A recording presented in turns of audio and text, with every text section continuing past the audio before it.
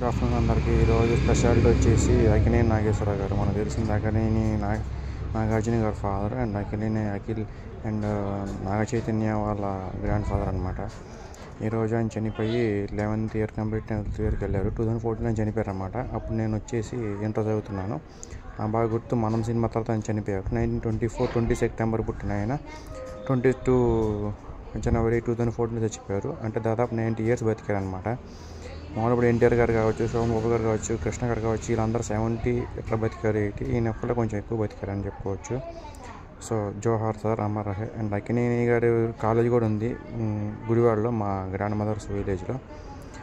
ANR college అని famous అక్కడ. And ANR గారు కూడా గుడివాడ.